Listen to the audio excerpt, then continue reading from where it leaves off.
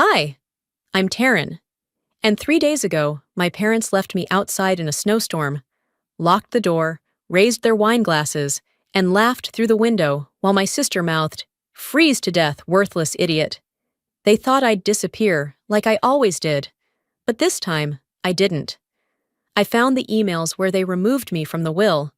I found the photos where they'd cropped me out. I found the video proof of what they said when they thought no one was watching.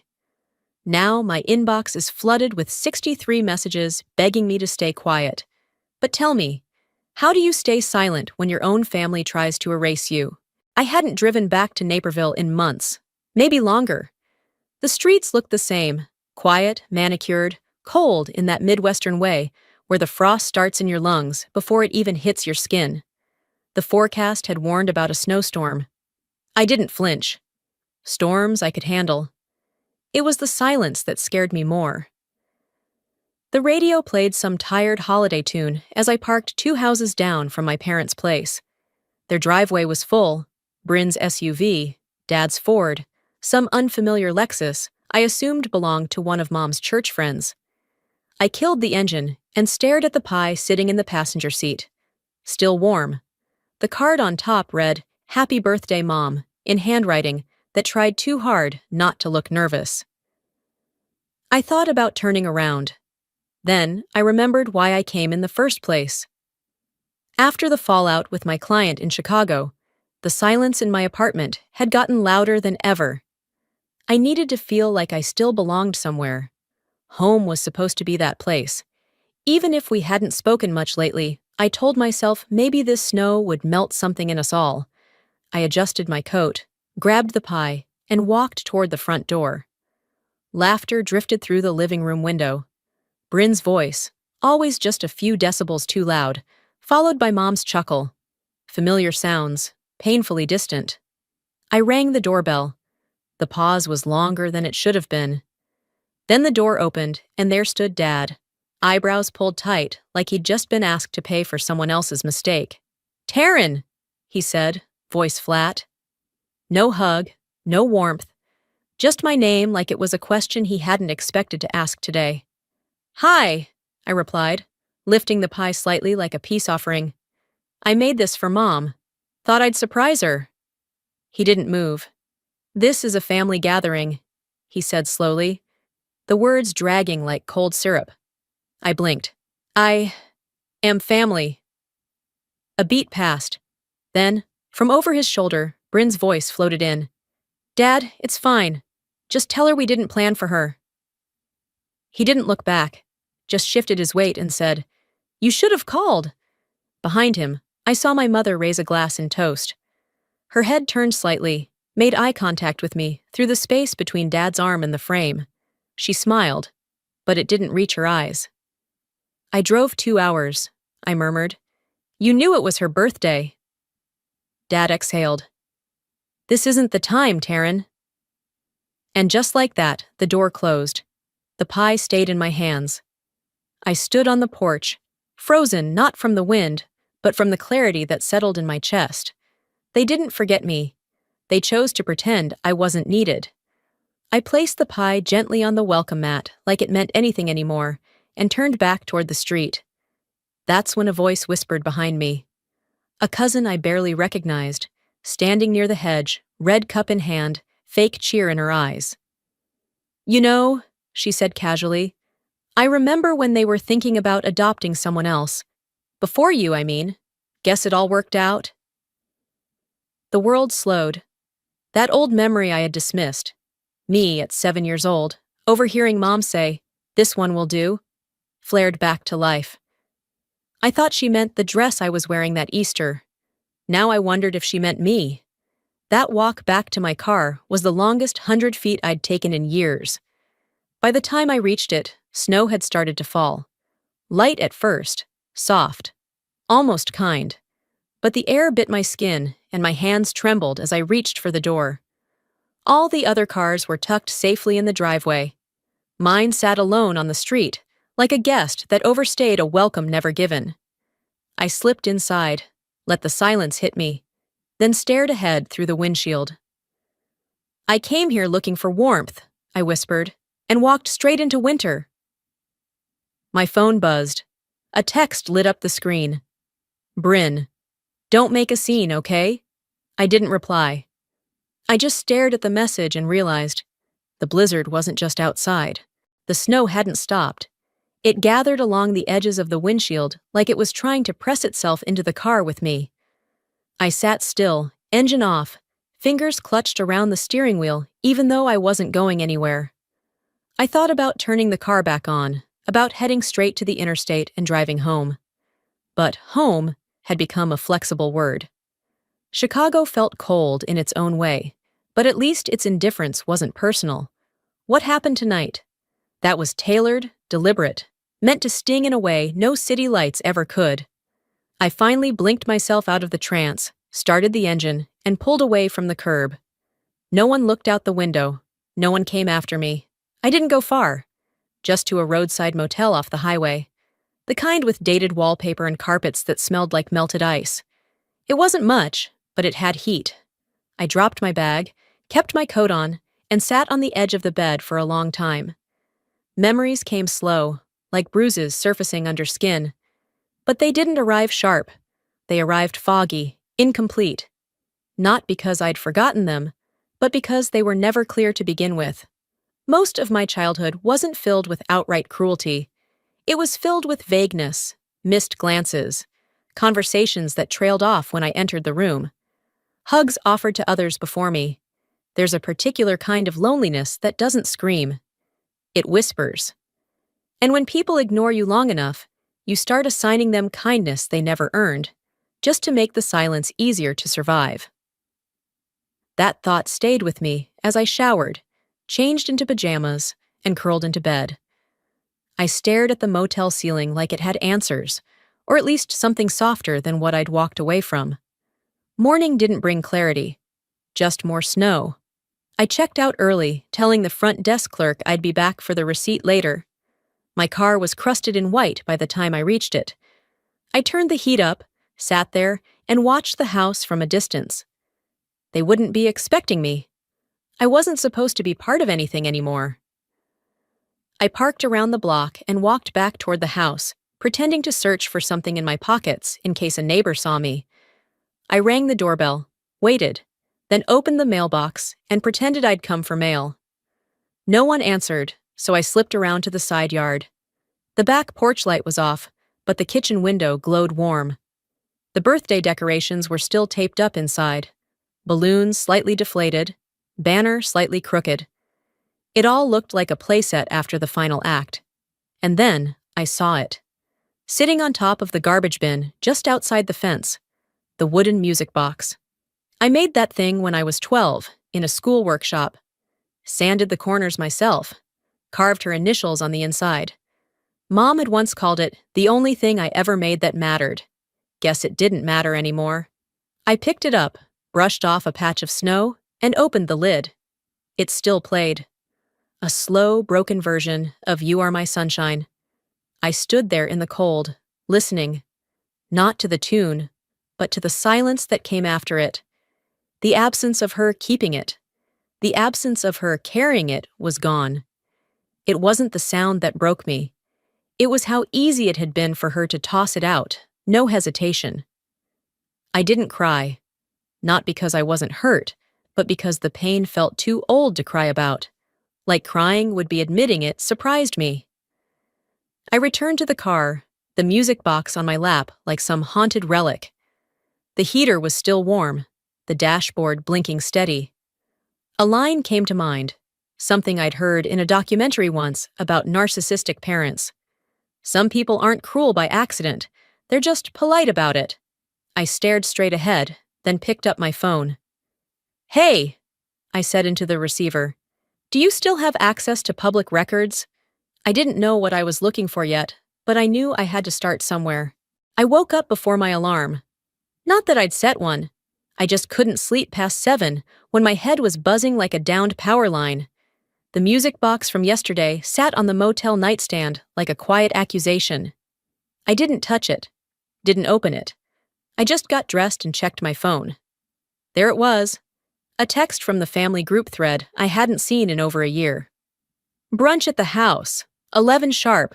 Bring your favorite story about mom. No mention of me directly, not even a courtesy nudge.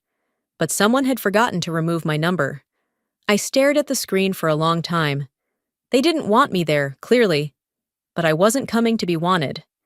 I needed to see if they'd act like I didn't exist in front of a table full of witnesses.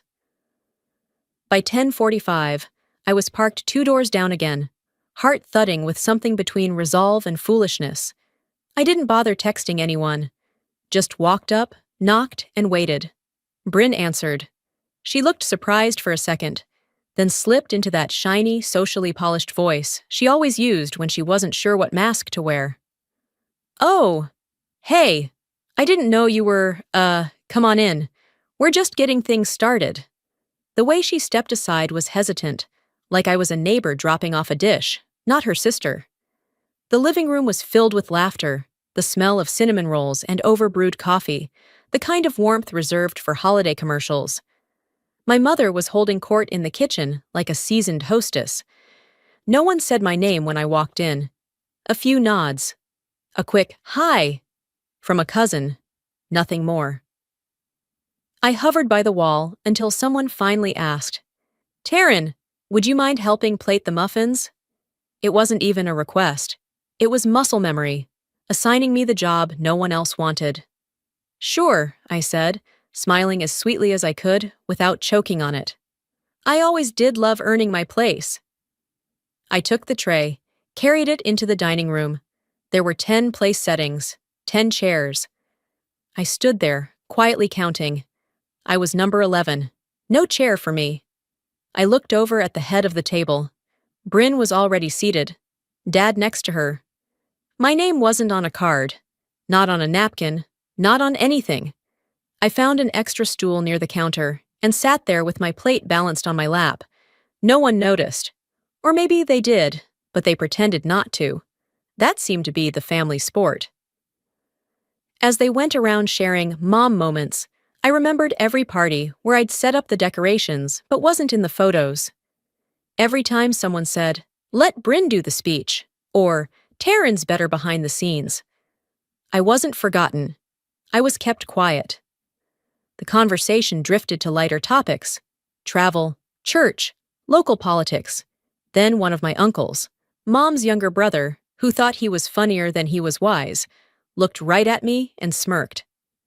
"Well, as long as Taryn doesn't call CPS again, we're good, right?" The table burst into laughter, except me. I stared at him. My fork paused mid-air. He kept chuckling. Kidding. It was years ago. I was 10. 10 years old when I found Brin crying in the hallway, her arm bruised and her lip split. She'd begged me not to say anything. I called social services anyway. It was handled, they said. Internally. Nothing official. But from that moment on, I wasn't the protector. I was the problem. The dramatic one.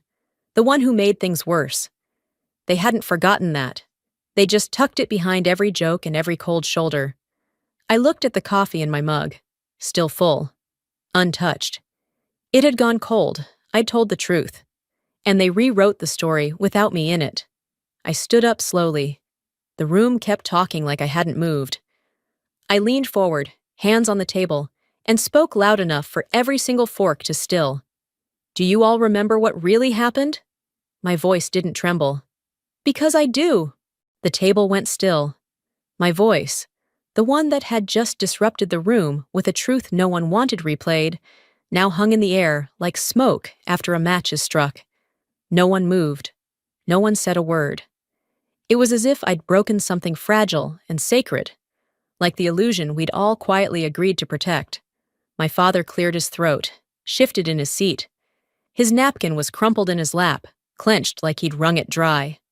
"Well," he muttered, "that's not exactly how I remember it." And there it was, the first crack of the gaslight.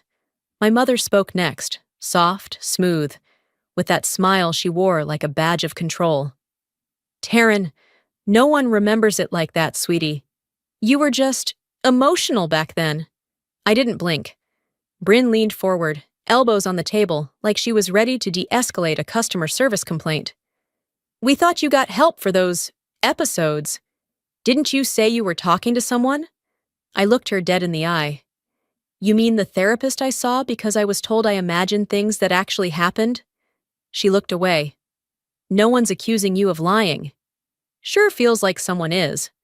They went back to cutting pancakes and sipping lukewarm coffee, like I'd interrupted a sitcom rerun, and they were just waiting for the remote to start working again.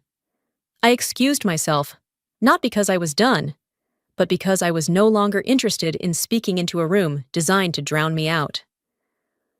On the way to the bathroom, I paused in the hallway. Framed photos lined the wall like curated evidence of unity.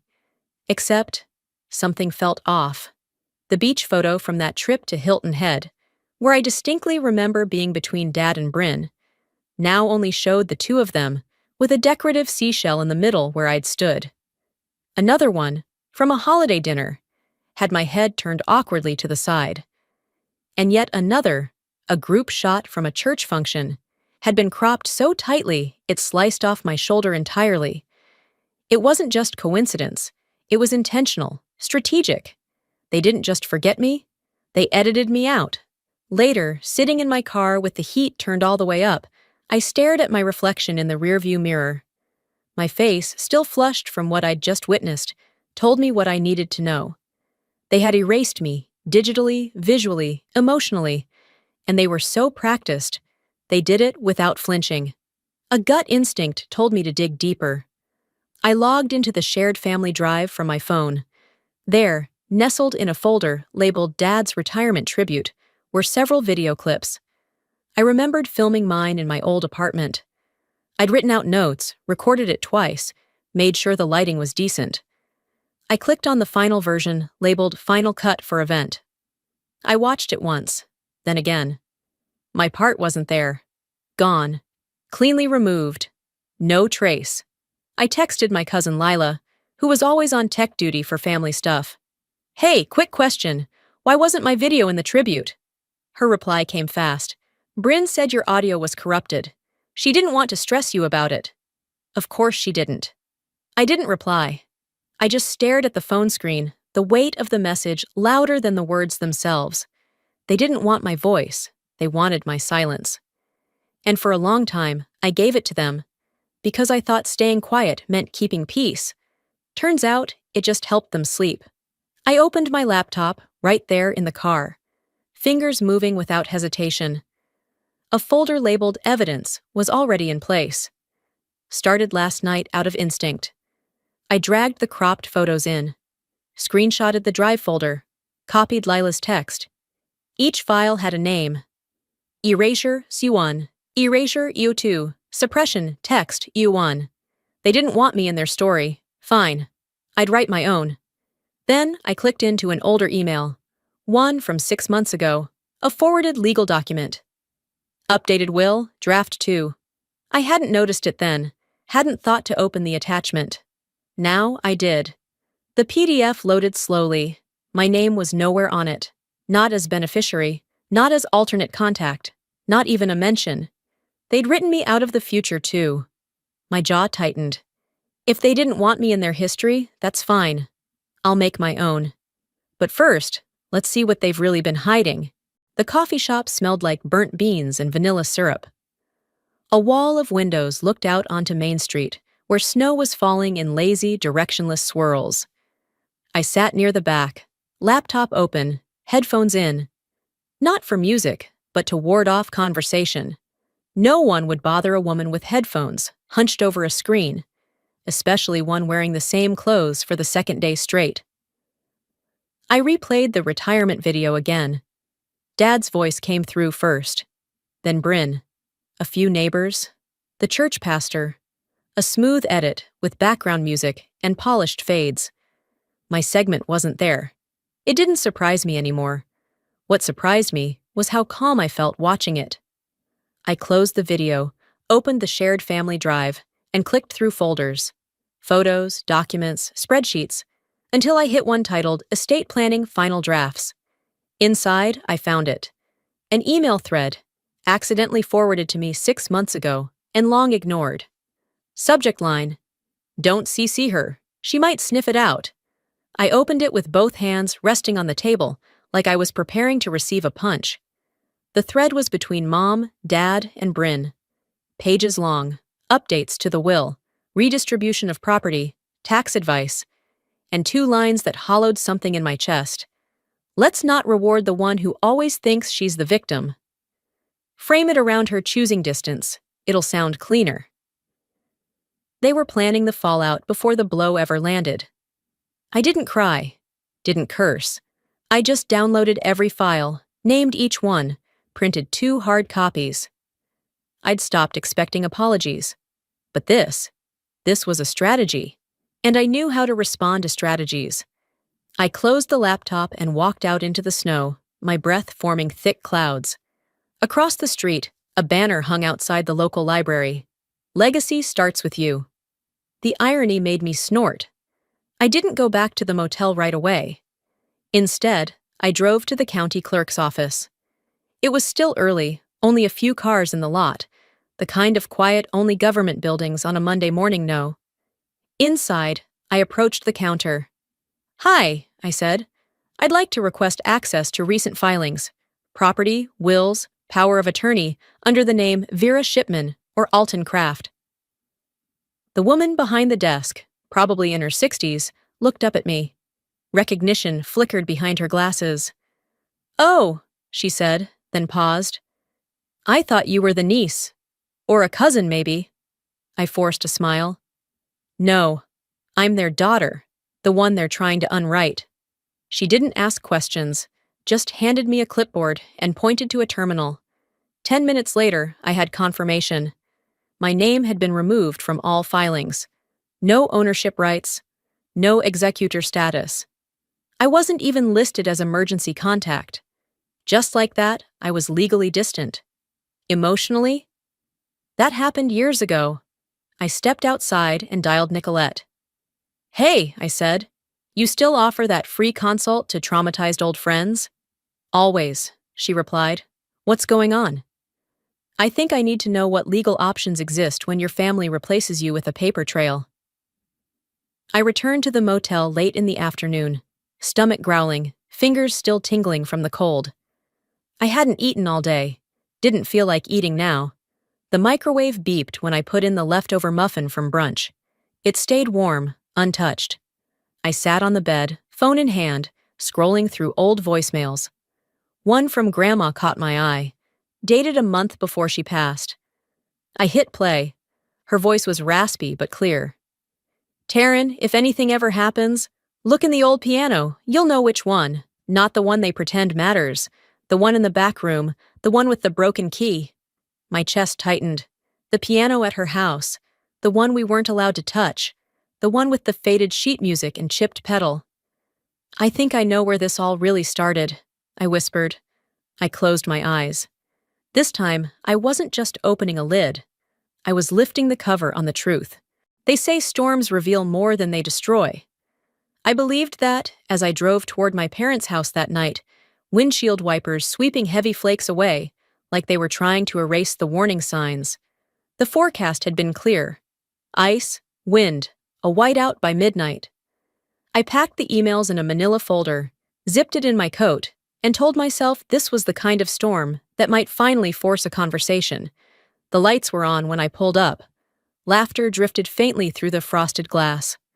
Warm yellow glow spilled from the kitchen windows like nothing had changed.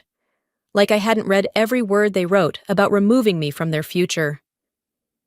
I rang the bell twice, no answer. I tried the knob, locked. I reached for my keys, slid one in, turned. Nothing. A click, resistance. My key didn't work. I knocked louder, still nothing. Then the porch light flicked on. Through the glass beside the door, I saw them, Mom, Dad, and Brin, clustered around the dining table, wine glasses in hand. Brin turned, made eye contact, and smiled like a cat watching a bird hit a window. She mouthed something. 3 words. "Freeze to death." Then, slower, clearer. "Worthless idiot." She tipped her glass toward me. Dad chuckled. Mom didn't even blink. The lights stayed on. The door stayed shut. I stood there for another minute, Coat collar high, wind slicing across my cheekbones, snow already layering my hair. Then I turned and walked back to my car, the driveway lights humming behind me. By the time I climbed in, my fingers were so numb they fumbled the ignition. The engine whined twice before catching. I turned the heat to max and curled into the driver's seat, teeth chattering. My phone blinked 4% battery. I opened the voice recorder and hit send to Nicolette's number. "If I don't make it through the night," I said, voice trembling, "tell them I wasn't crazy. I just loved the wrong people too long." The screen went dark before I could press stop.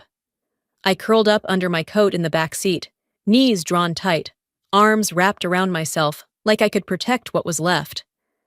My breath fogged the windows. Outside, the wind howled against the glass, a choir of reminders that I was very much alone. I dozed in and out, dreams twisted between memory and fear. I saw myself as a little girl, huddled by the radiator in my room after being told not to touch the thermostat. I saw Brin crying at the age of 9 with a bruise on her wrist, and me holding a phone I wasn't sure I had the right to use. I heard Mom's voice. "You always make everything harder, Taryn." I saw Dad's shadow in the hallway, and the way he never looked at me, the same after that call. It wasn't just cold now, it was familiarity. This was a language I knew. Sometime after dawn, a knock shattered the silence. Not on the window of my memory, but on the car itself. I jumped, startled. An older woman, bundled in a coat and scarf, stood outside holding a flashlight. "You okay in there?" she asked. I rolled down the window an inch. My voice cracked. "I'm fine." "No, honey, you're not." She guided me inside her home across the street, small, warm, filled with the scent of peppermint tea and something baking. Her name was Margot. I didn't ask more. She didn't ask what happened. Just wrapped a blanket around my shoulders, handed me a mug, and said, "Good people don't leave family outside in this kind of cold." I said nothing, just sipped the tea and stared at the steam rising from the mug like it was trying to rewrite what the snow had etched into my skin. When my hands stopped shaking, I pulled out my phone, plugged it into the charger she offered. It blinked awake. I opened my notes app, typed 3 words. "It's time. Tomorrow." They thought the cold would shut me down, but it woke me up.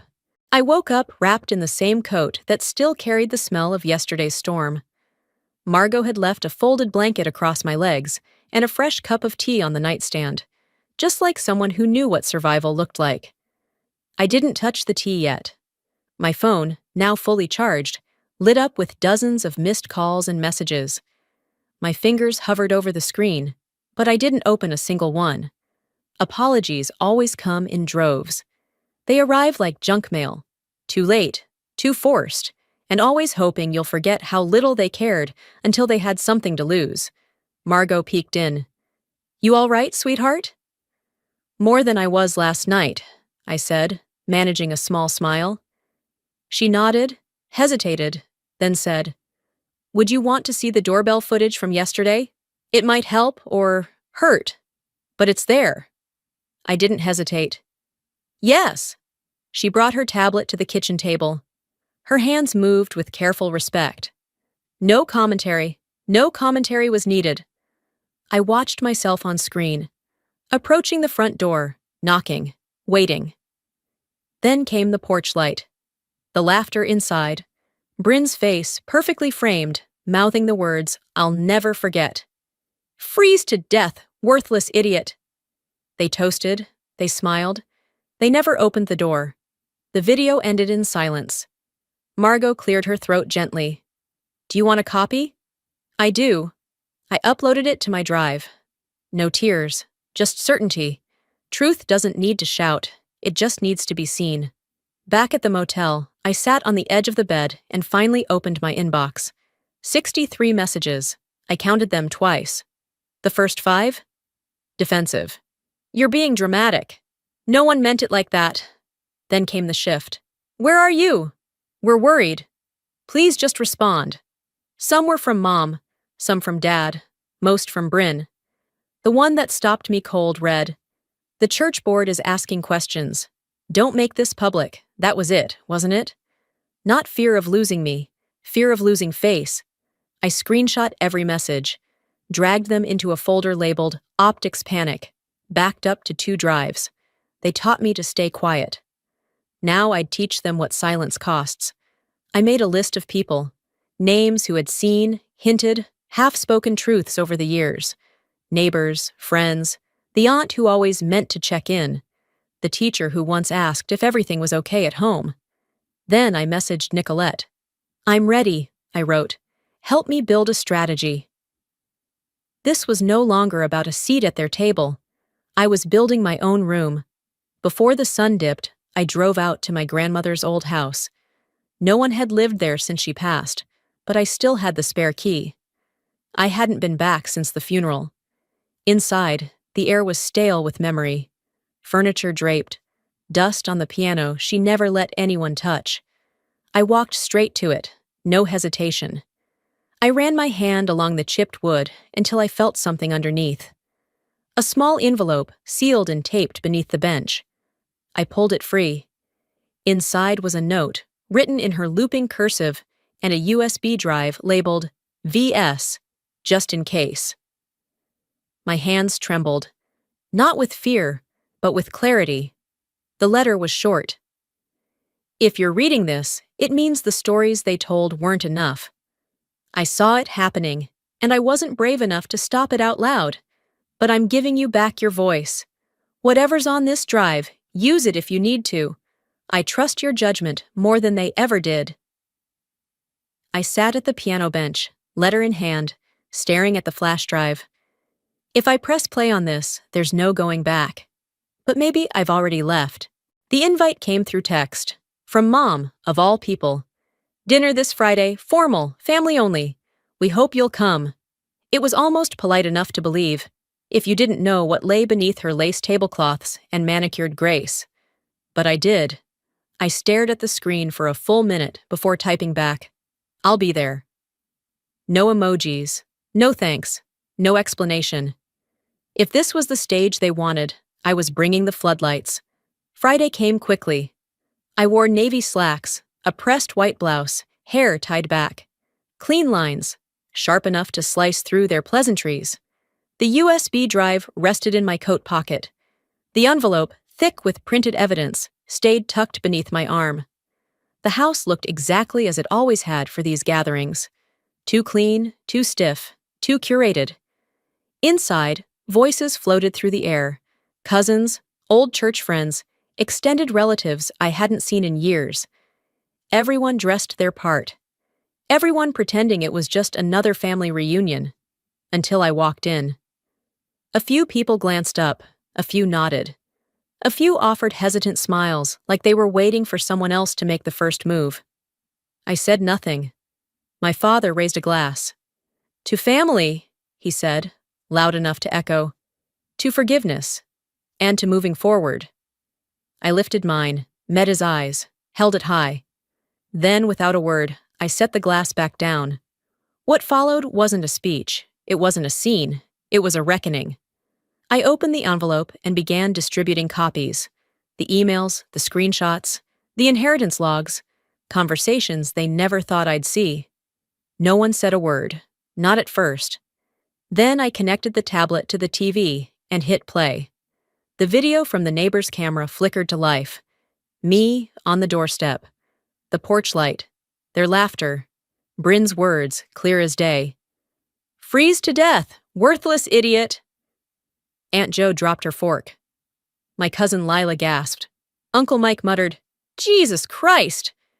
Brin stood abruptly, her chair scraping the floor. "This is being taken out of context." I turned to her, steady. "Sit! You need to hear this too." And she did. Everyone did. My mother's wine glass trembled slightly in her grip. Her mouth opened once, then closed again. No defense came, no spin, no press release, just silence. Then came the last piece. "I've already filed to contest the will," I said, voice even. "And I've opened a formal investigation into elder manipulation and fraudulent estate changes." My father stood. "Taryn, don't you dare bring lawyers into this family." I didn't flinch. "You already did," I said. I'm just matching your energy. The room cracked like glass under pressure. Half the table stood and left, some in disgust, some in disbelief. The others stayed frozen, unsure whether to apologize or pretend they hadn't seen enough. I collected the documents, slid the USB back into my coat. Before walking away, I looked directly at Vera. "This isn't revenge," I said. "This is me finally turning the volume up on everything you told me to whisper." As I reached the foyer, Brin stepped in front of me. She looked different, less glossy, less sure. Her voice was low. "You have no idea what you've just started," she whispered. I met her gaze without blinking. "You're right. But the part you don't know is, I have no intention of stopping now." Nicolette's guest bed was barely rumpled when I woke. I hadn't slept much, just laid there, motionless, eyes on the ceiling fan, thinking about everything and nothing, the kind of exhaustion that isn't physical, the kind that lives in your bones and remembers every name you were ever called when the door was closed. I reached for my phone. 78 new notifications, texts, emails, missed calls, a few from family I hadn't spoken to in years, some from people I barely remembered. There was no consistency, no through line of remorse or clarity, just chaos dressed in apology. The first text I opened was from a cousin I hadn't seen since high school. I had no idea. "Are you okay?" The next one said, "This doesn't belong online. You're hurting the family." Another read simply, "Wow." I closed them all, not out of anger, but out of something deeper. Detachment. The truth doesn't bring peace, it brings clarity, and clarity doesn't ask for permission. Later that afternoon, I stepped into the cafe on Ashland. I had agreed to meet Grace there, an old friend, one of the few people who'd seen the bruise on Brin's wrist years ago and never said a word. She was already waiting at a corner table, stirring a tea she hadn't sipped. She stood when she saw me, didn't smile, didn't cry, just opened her arms. I hugged her. "I saw it," she said as we sat. "I remember everything. I just wasn't brave enough then." Her voice cracked a little. "I'm ready to talk, if it helps. If this goes legal, I'll say what I should have said before." I didn't cry, but something inside me softened. Not like a wound healing, but like pressure releasing. "Thank you," I said. "That's more than most have ever done." Grace looked at me, eyes sharp. "I believed you. I just didn't know how to say it." That evening, back at Nicolette's, I received another message, this time from Aunt Isolde. The subject line read, "I should have said this sooner." Inside, a paragraph that began with, "I always knew Vera was rewriting people," and ended with, "I stayed quiet because I didn't want to lose what little place I had left. But I realize now, what I had wasn't family. It was a front." She'd attached a scan of a letter from my grandmother, dated 5 years earlier. It warned Isolde that Vera was beginning to shift the narrative again, this time around me. "She wants to erase her," the letter said. "She won't do it loudly, but she'll do it thoroughly." I sat with the letter for a long time. Grief and gratitude don't cancel each other out. They just sit beside one another, elbow to elbow, both very real. That night, I pulled out a journal I hadn't written in since college. Not to document. This wasn't for evidence. This was for processing. I wrote one sentence and stared at it for a while. They didn't forget me. They trained themselves to ignore me. And now they don't know what to do when I speak. My memory drifted to age 12, sitting across from a school counselor, trying to explain what it felt like to be invisible. I remember her asking, "Can you give me an example?" And I remember whispering, "No one notices when I leave the room, but they notice when I come back." It wasn't about absence, it was about disruption. I had become the interruption to their curated peace.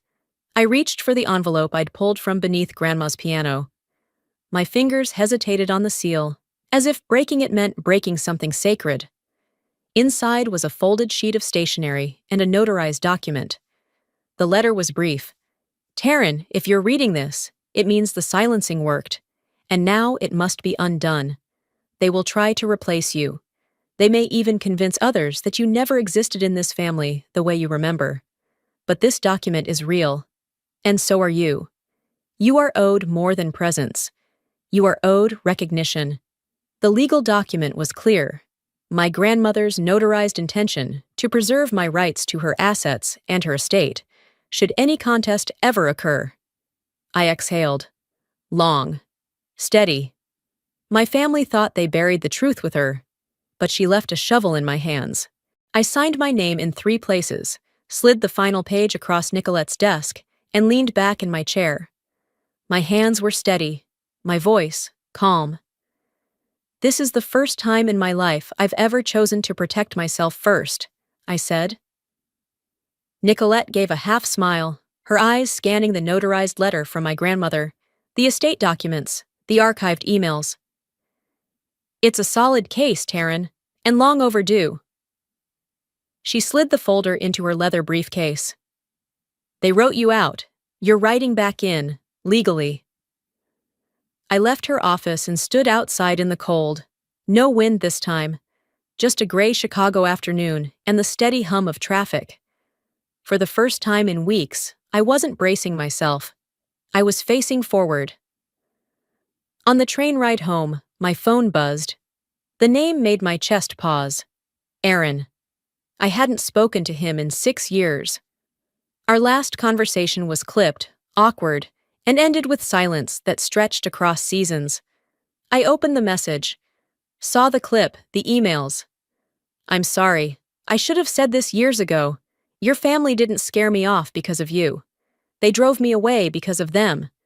Your mother told me at dinner, you'll never be part of our bloodline, even if you marry into it. I never forgot that.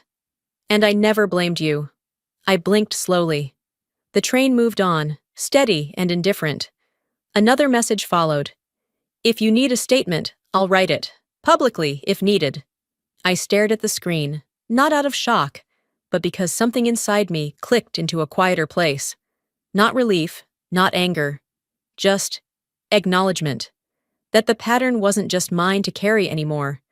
By late afternoon, I was back in the old neighborhood. Not to see them. Just to walk it once more. Neutralize it in my memory. I hadn't even made it to the corner before Mr. Rowan, our retired neighbor, called out from his porch. Taryn? He squinted over his glasses. Well, I'll be. We talked by the gate. Light snow floated down, slow as time. I always wondered why you didn't live here anymore, he said. Figured your folks chased you off. They told folks you were, well, that you weren't right. Said you weren't safe to live with. He looked down. I never bought it. Not once did you raise your voice. You just looked like a shadow of someone trying not to take up space. My jaw clenched. But again, no tears. He reached into his coat and handed me a folded piece of paper. If you need someone to say that out loud, I will. I nodded. My voice was thin but strong. Thank you. That night, I opened my laptop, typed into the bio section of my portfolio site. You don't need a legacy to build one. Sometimes survival writes its own bloodline. 10 minutes later, a podcast host emailed. We'd love to hear your story, they said. Not just the scandal, your voice. I smiled. I didn't need an audience, but I wouldn't mind a microphone. By 11 p.m., the apartment was quiet. No TV, no music. Just the buzz of the fridge and my thoughts, soft enough to stay.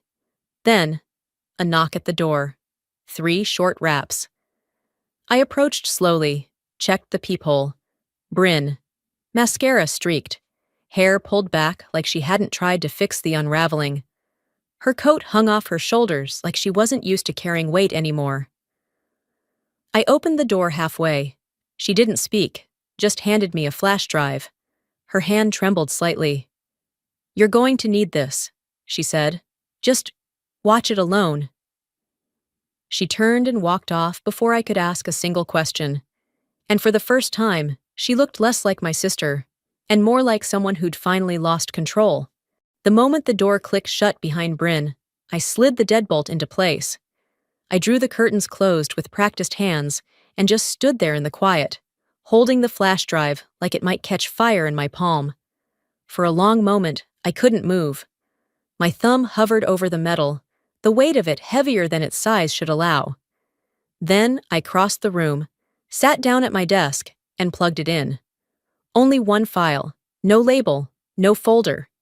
Just a single video with a timestamp from exactly 1 year ago. I pressed play. The screen flickered to life and filled with an image of my mother, Vera. Her hair was tied back, her face bare, no makeup, no armor. She sat stiffly across from someone off camera. A voice, calm and clinical, asked her to speak about the expectations placed on children and emotional withholding in family systems. A therapist, most likely. And then she started talking. Not to me. Not even about me by name. Just the daughter who didn't carry forward the family legacy. The one who failed to meet the image we built. She spoke about disappointment in that tone people use when they're trying not to sound cruel, but end up sounding calculated instead. She said she had perhaps misjudged her daughter's motives. That some children just aren't fit to represent what a family stands for. There was no apology, no ownership, just a subtle performance of guilt, a monologue wrapped in soft words, each sentence carefully shaped to avoid responsibility. I watched it all the way through, frozen. Then I watched it again, first as her daughter, then as a witness. Still no tears, no anger, just silence. I sat with my hands folded on the desk, letting her words fall around me like dust. It wasn't meant for me. It wasn't made to heal anything, but it was something. A confession of omission, perhaps. Not enough to fix what was broken, but enough to confirm I wasn't crazy. Some people never say sorry, I murmured aloud. They just show you the version of themselves that failed to love you. I didn't send the video to Nicolette, didn't forward it to the lawyer. I dragged the file into a desktop folder I named Unsaid. That felt truer than anything else. Later that week, Lila finally cut contact with Vera and Alton. She sent me one message. I'm sorry it took public shame for me to see what you've always carried. I didn't reply with words. Just a heart emoji. We both understood words have ceilings. Some truths live outside language. Quietly, without statement or scandal, the church removed Vera from 3 leadership roles. Just like that. No announcement. Just absence. That's how families confess without speaking. That's how institutions admit guilt. By rearranging presence. Then came the emails. Anonymous, but painfully specific. I watched your mother's video. I know that silence too. My mom erased me every time I tried to speak. I thought I was the only one. 3 women, 3 different states, 3 separate stories, each mirroring parts of my own. I scheduled a call with each, not because I had anything to offer, but because I finally realized sometimes healing starts when the question is shared, not solved. But I didn't feel victorious. I felt still. Winning in silence isn't loud. It doesn't rush in with banners or closure. It just is. Like finally standing alone in your truth and realizing no one else gets to define what peace looks like for you. That night, I opened the old letter from my grandmother again. It had lived beneath the piano for years, hidden where no one looked. I kept it now beside a photo of the 2 of us, one I had packed away during the harder seasons. I read her words again, slower this time. There is power in being the one who remembers. Those words echoed deeper than anything Vera said. The letter ended with this. Even if they forget you in every room they stand in, remember who you are when you're alone in yours. I framed it, hung it above my writing desk, not as a shrine, but as a signal, a grounding. That evening, one final email arrived. Subject: Can we talk? From Vera. No message, no signature, just that line. I stared at it for a long minute. Then I deleted it. No anger, no drama, just choice. I used to think silence meant defeat, But now I see, silence can be a shield, a choice, a boundary. It's not the absence of a response. It's the refusal to let someone rewrite your worth. I opened a blank document. My fingers hovered over the keyboard. I typed. Chapter 1. For the ones who were left out of the story. This wasn't just mine anymore. It belonged to anyone who's ever had to fight to be seen in their own family. To those of us who survived the erasure and chose to remember anyway. The flash drive was still on the desk. Next to it, my grandmother's letter sat folded, edges soft from rereading. I hadn't touched either since the video ended, but their presence felt like a wall between who I was and who I had quietly become. My phone vibrated once. An email from a journalist I didn't know. Subject line, following up on your story. I didn't open it right away. I just sat there, eyes scanning the room. My apartment wasn't much. One bedroom, thin walls, secondhand furniture. But it was mine. And unlike everything else in my life lately, it didn't pretend to be something it wasn't. Some truths belong to the courtroom, others to the world. I opened a new browser tab, logged into a writing platform I hadn't touched in months, and typed the title, Erased but Not Silent. I started with the facts, the edits, the emails, the legal trail. Then I added my voice, deliberate, steady, rooted not in rage, but in reclamation. Screenshots followed, transcript from the flash drive, the image of the notarized letter from Grandma. I didn't need commentary, I just needed light. By evening, it was live. The post spread faster than I expected. Strangers began to share it, commenting, forwarding, tagging friends with captions like, I see you. This happened to me too. She said what I couldn't. Interview requests started coming in. Radio, podcasts, morning shows. I turned them all down. They wanted to own the story. I had already built my own platform instead. A few days later, I passed by my childhood church. A new vinyl banner had been hung across the front fence. Restoring community integrity. A quiet statement, but one that told me everything I needed to know. Vera and Alton's names had disappeared from the leadership roster. Not a headline, not a scandal, just removed. I stepped inside briefly, not for closure, just curiosity. The church secretary looked up, startled, then unsure. I'm not here for anyone, I said. Just thought this belonged somewhere it might mean something. I slid the original of Grandma's letter across the counter. She opened it, read the first few lines, and looked at me like she wanted to say 100 things, but wisely chose silence. I turned and walked out. Later that week, I stood in line at the courthouse. The paperwork was simple. Name change request, proof of identification, the notarized intent. The clerk flipped through the forms, raised an eyebrow. Changing your last name, huh? Yes, I said. May I ask why? I met her gaze. Because I'm not what they tried to erase. I'm what survived it. She nodded, stamped the top page. That's a good reason. And just like that, the name I was born with ended where it should have, a long time ago. I didn't shed it to run. I shed it to return to something purer. My grandmother's maiden name, the one no one tried to corrupt. Weeks passed. Spring started whispering promises along the city streets. The air still held winter's edge, but the thaw had begun. I moved into a new apartment, small but sunlit. One framed photo on the wall. Grandma's letter. Beneath it, the piano key I'd kept all these years. Not for music, for memory. I made tea, sat at my new desk, opened an email from the community center. Subject line, your talk next Thursday. Confirmed. The event title, Family Isn't Always Blood. I smiled. When Thursday arrived, I walked in and found a full room.